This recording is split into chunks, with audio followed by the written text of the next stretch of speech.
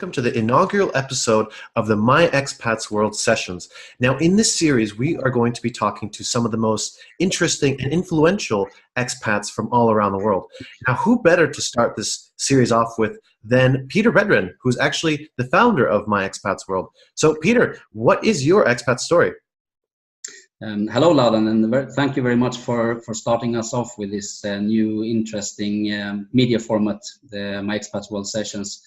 Well, my expat story started in the end of 1991, actually, so that's quite a long time ago.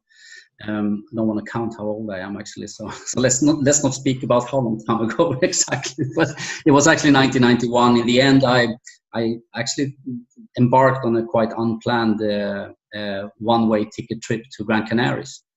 I wanted to get away from the Swedish winter and try something new. I was young and free as a bird. So I ended up in Playa Ingles in Gran Canarias, and I started to work with events there for the tourists, and I really liked it. I enjoyed it. I was working with sales before, so it was quite natural for me to start selling tickets to events, and it went really well. I liked it, of course. Nice and sunny in the winter in Gran Canaries compared to Stockholm, Sweden, where I come from. And during that winter, I met an English guy, who equally as me were interested in doing events. And he wasn't so good in sales, though, but he was very good in making the events. So we thought it was a good match. You know, I was doing the sales and he was doing the events. And that actually became a long-term friendship that sticks today. He lives in Mallorca as well as me nowadays, so it's a 25-year-old friendship. And we did that winter together in Gran Canaries. We liked what we were doing, and we wanted to continue, but the season ended around April. The winter season ended, and we embarked, where are we going to do now? So we embarked to Mallorca. And Mallorca, of course, none of us had been there before, but we knew that it was a lot of Scandinavian tourists that we enjoyed to work with. So we went there and had a great summer in 1992. And at this point, I felt really at home in Mallorca after just maybe a week. And after the summer, I decided Mallorca is the place I want to stay in. Now, we were backwards and forwards doing winter work in Gran Canaries and summer in Mallorca. And after 3 years, I decided to stay. So we kind of broke up our working relationship and I stayed in Mallorca. And during all these years, it's been a little bit backwards and forwards between Sweden and Mallorca for my part because of work. Basically, I've been an entrepreneur for 18 years now, and I started my companies in Sweden. And either I was having Sweden as my first home and Mallorca as the second home, or the other way around. But since many years back now, I'm well rooted in Mallorca as an expat, married to a Scottish woman, and having a great time. And 5.5 years ago, approximately, I started what is today called My Expats World. Fascinating. Yeah, interesting. So you've been an expat maybe longer than some people have been alive, and you've really enjoyed it. And I think it sounds like you really like the sun, and you don't like these black winters, you know, in Sweden. So you actually like the sun and maybe some fresh fruit and fresh food and everything, right?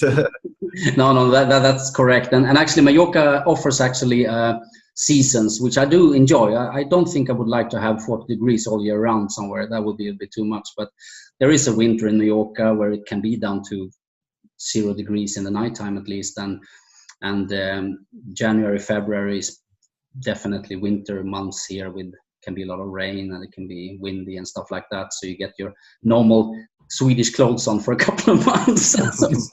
But we don't have to be minus 25 and snow. I don't have to deal with that. But it is seasons in Mallorca, and the spring is wonderful. March, April, May is wonderful months where it's not so hot and the nature is blooming up. And Mallorca is an extremely beautiful place to live in. So if you like beautiful things around you, Mallorca is the place to be. If you want to have the big city bus, Mallorca is not a very good place to be.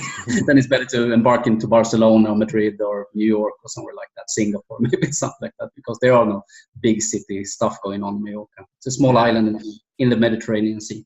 Exactly. But yeah, it could be very much paradise. I've heard very good things about it. So, but tell us about My Expats World and what your goal was with this as well. Well, it started off just as a hobby thing, actually. As I told you, I come from the event business and I like to throw a party, so to speak. And that's what I started to do here in Mallorca. I booked a big table and invited my friends and told them to bring some friends and just to meet up, and get to know people. And that became quite popular with my friends, and they were asking, "Oh, when are you going to do the next time? I have a few friends that want to come," and it kind of just grew like that, just as a private hobby thing. And it was one of those events. One of my dear friends here in Mallorca, a yacht captain, he told me, "Peter, you should make a business out of this. This is kind of the best meetups I've ever been to in Mallorca," and he's been here 20 years longer than me. And I started to think about it and say, well, why not? I mean, I was in Sweden, I was in the media industry. I was working with magazines and ad sales and events and stuff like that. And I thought, like, well, maybe to start some kind of a club, call it the Expats Club. So that's what it was called from the beginning, the Expats Club. And it was only here in Mallorca. And put up a web page, a simple one, Facebook group, a Facebook page, and kind of started to invite people, more and more people, to these events. And it kind of slowly grew. I started to try if any companies around in Mallorca were interested to sponsor us and sponsor these events and get the logo on the web page and stuff like that. And there was an interest in that. So that's how it all started. And after a year, I started to get a lot of questions from other places around the world, mainly through Facebook, actually. Like, where is my Expats Club parties in my town? And of course, I had to answer, like, sorry, we are only in Mallorca. And then there was one guy who answered, why? Why are you only in Mallorca? I didn't have any good answer, actually. So, and there was a guy in Marbella, in the mainland. So I started a Facebook group and a Facebook page of Marbella, Expats Club Marbella, and started to make events in Marbella too. And it was an instant success. And I realized outside of Mallorca, this was even more interesting for people because, I mean, Mallorca is full of expats, but it's kind of a little bit an European Jamaica here, a little bit like people are quite lazy and they don't want to pay for anything and everything is a little bit mañana. So of course, when we took this networking, expats networking concept to a bigger place where there were more professional people and a little bit bigger cities, then it started to work even better. Newspapers became interested, wanted to interview me, and radio stations, and a totally more professional interest of what I was doing arise suddenly. And I made a decision, let's try this on a global scale and see what happens. So we opened up Marbella, Paris, Singapore, and Los Angeles in 2 months and started to make events in these places just to see what happens in Asia if we do this, what happens in America if we do this, and what happens in big cities in Europe if we do this. And of course, the response was very good. And that kind of just continued for a few years. We started more and more new places. I got a girl called Sonia to help me with all the support and social media campaigns and invitations to our events. And it grew and grew and grew. And really, especially on Facebook, we started to grow very, very fast. And of course, after 2 years, I started to realize this can actually become something I can do full time if we really go for it. Today, 5.5 years later, my Expats World has a reach and following of over 4.2 million people around the world in over 80 countries. Wow, that's really impressive. That's quite incredible to have grown so fast. You really hit a nerve, it seems, and maybe have been doing a good job as well. But I'm curious. You said you were doing these meetups in Paris and Singapore, but were you there personally, or you just made these events even though you were on a different continent? Actually, I couldn't afford those travels. So I couldn't. So everything was online for me, and that's a little bit was my intention with this from the beginning. I wanted to create some kind of global business for myself where I didn't have to be there. Internet in general and social media in particular creates an incredible opportunity to build up a global organization around the world without you going anywhere. And I mean, we are sitting here now in a video meeting doing this interview, and you cannot believe how many video meetings I've been having with people, because I had so many people working with this project around the world, and I never met them in person. I only met them in video meetings. So that's what we become today. And the company behind this, I started a limited company for a little bit it's almost like a year ago. So from being a hobby project in a loose environment, it is now a proper limited company, and we actually decided to start another global community as well, because we had a lot of contacts with people working in the yachting industry, and they said, we don't have anything like this, and we are not expats. Can't you do this for us? We made a copy of My Expats World idea into something we today call Yacht Crew Club. So it's exactly the same kind of community. We have a web page today. We have a mobile app for both these clubs, if you want to call them. We have a global magazine that we issue a new issue every month. We have a weekly newsletter for both these clubs. We have a radio and TV station, and now we have these sessions as well. So the idea is quite simple. Let's use all the modern media channels to give all these people a lot of things to watch, read, knowledge, share knowledge, discussions, support. We have a hotline for both clubs. So anybody can contact us and get free advice from our support managers. And all this is for free for the members. And that's why we're growing so fast, I believe, because if something is good and it's for free, well, then people like it. Yeah, definitely. And they recommend it to their friends. So that's the structure we have today with these two global communities. Everything for the people is for free, and companies who would like to use our channels for marketing their company offers, they pay a little bit of money for that, and that's financially what makes this stick around. Yeah, excellent. Excellent. Yeah, I mean, I'm an expat as well. You know, I moved away from the US about 4 years ago, so I know the challenges that are involved in this, and that you can come to a new country. In my case, it was Germany, where I was doing my studies, and you don't know anything. You don't know the language, and you're like a child being placed in a setting, but you also have to survive like an adult. So it's very, very important, and having some kind of resource like this is very, very useful. So what would you say that people mostly use this for? Like, do they use it for advice or events, or I don't know, to find a dentist that speaks English or something like this? Or what is My Expat World being used most for? Well, everything you just said, people use us for, and some other things too. So, I mean, the magazine and the newsletters are information and entertainment. So are the radio station and the TV channel on the web. That's entertainment and knowledge, because it's kind of us projecting content to all these people that they can read or watch or listen to. So that's kind of our knowledge and entertainment department of things we do. But then we have started a Facebook group for every big city, not every, sorry, wrong, 54 of the big expat cities around the world. And we are slowly now starting more and more. And I think when we are done, we have a 5-year plan where we are supposed to be active in almost 200 big city areas around the world where there is a big expat community. And we have 54 cities kind of connected to us today. And in the Facebook groups, we offer communication, because as people do today, they use our Facebook groups for asking questions, getting help, commenting, posting their interests or offer, or they want to sell something. So that's where people interact in our world. We decided not to have a blog where people can blog, post, and comment in the web page, because we believe Facebook is where people want to do this. So we keep it there, and people are quite happy with that.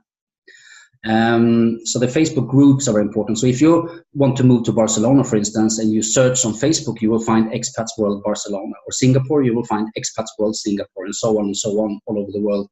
We have kind of a presence there, and they connect there as members and start to chat with each other and ask questions and stuff, and that works really, really well. Our Facebook groups are very popular and growing the whole time. We are actually, per 24 hours, only on all our Facebook groups around the world, we are increasing the membership with around 1,000 people every 24 hours. Wow. So that's growing like nuts. And then we have our hotline service, which is on our webpage and in our mobile apps. You can push the button in the app, or you can click on the button in the Facebook LA on the webpage, and it's our contact page. But we have that service with people, not 24 hours, but CET time between 8 o'clock in the morning and 8 o'clock in the evening. We answer very quickly any kind of questions, and all sorts of stuff comes up there. I mean, I'm planning to move to Barcelona. Where do I get my paperwork done? What kind of do I need a visa? You know, all these paper questions, and obviously this is a worry people have.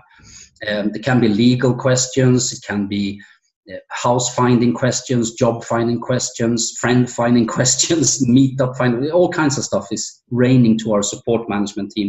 We have something which is now renamed into Expat Advisor. Maybe you heard about TripAdvisor?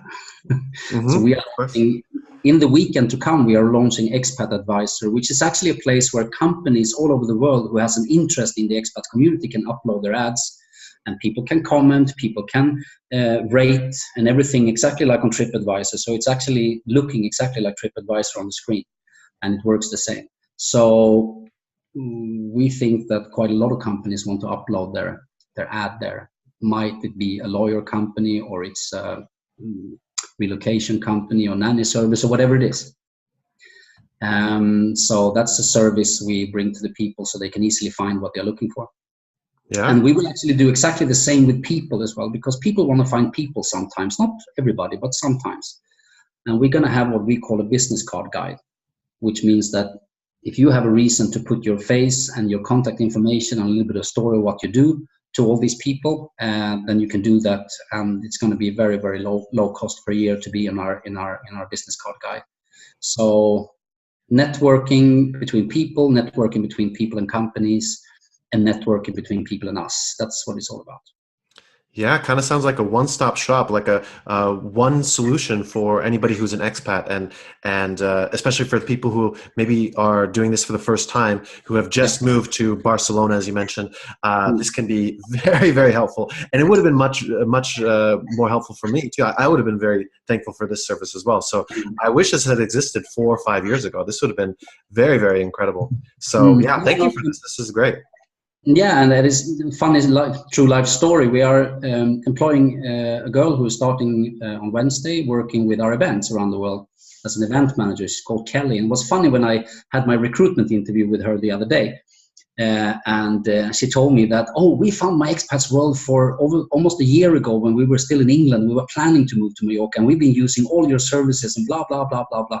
It was really funny to hear that somebody by accident we're employing is actually been using our services for such a long time. And she said the transition between the UK and Mallorca went so much smoother because we used all your services, and we read a lot, and we watched the TV channel and blah, blah, blah. So yeah, I mean, we are, from maybe being some kind of an entertainment organization for expats, we moved up the ladder to not only a nice to have organization, actually need to have organization. And I think that's why we're growing so fast. And I mean, there's a couple of other companies who are working globally with expats online and in real life. And the funny thing is that some people say 80, some people say 90, some people say in a few years it's going to be 100 million expats, registered expats around the world, and then it's all the unregistered one to take in account as well.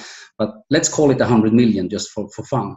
Now, if you look at an organization on the web, which is just a web page actually called expat.com, they have 1.7, I think, or 1.9 million people registered in their platform. Internations is the most famous one, I think, around the world still, because they've been there for many, many years.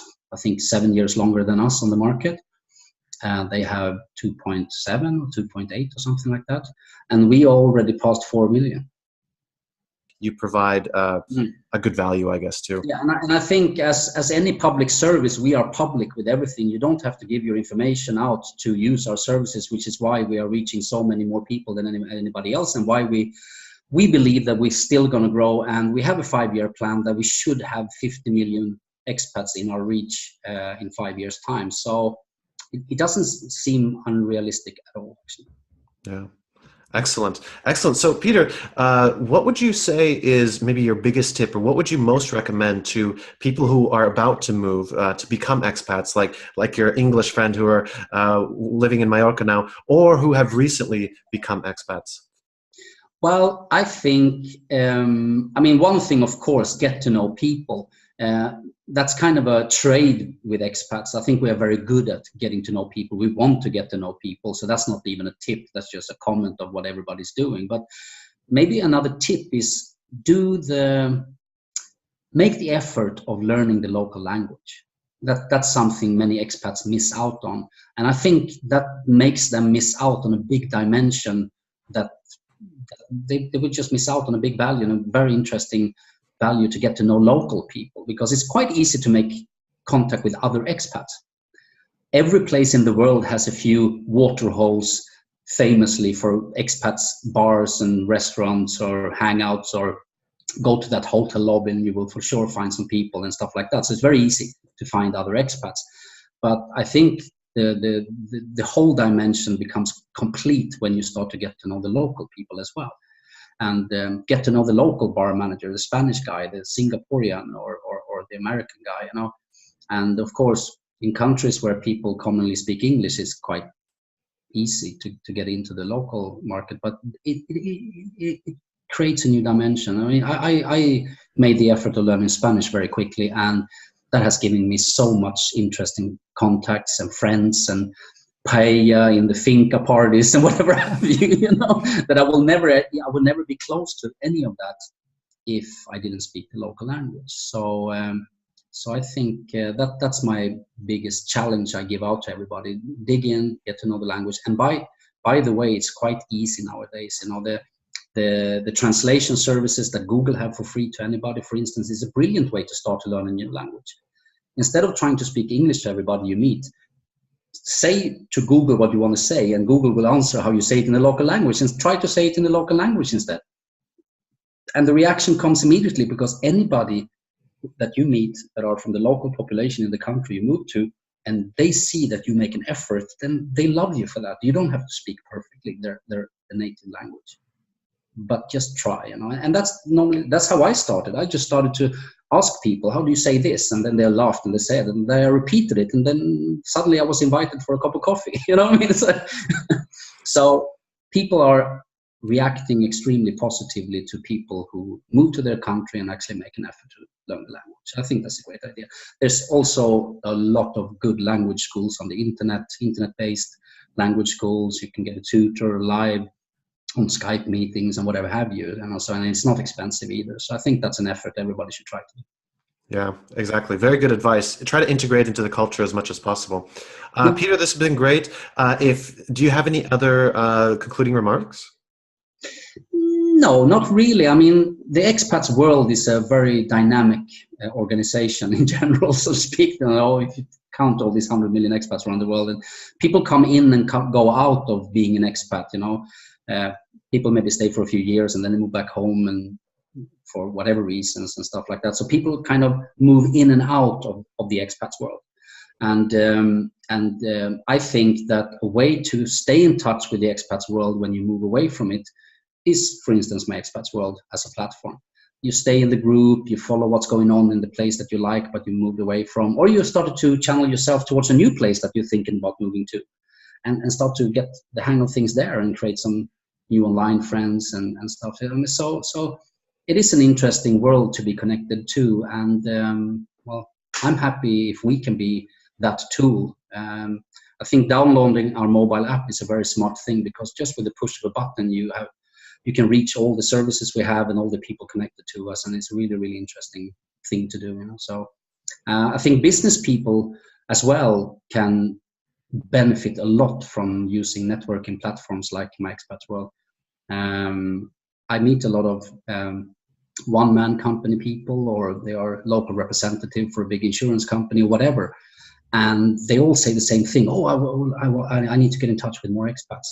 Well, use the platform. I mean, there are ways today, and also communication is an interesting business to be in, you know, and connecting people and make sure they can communicate with each other, real life or online, doesn't matter. So, well, I'm happy that we are getting so popular, and we will continue to strive that My Expats World will be the most popular platform for expats around the world. And let's see. If you make this interview with me in 5 years, let's see what happens. Excellent. Sounds good. So I love this because you can be an expat in your heart, even if you are not technically one. So Peter, thank you so much. This has been an absolute pleasure for this first episode of My Expats Sessions. Thank you so much. Thank you.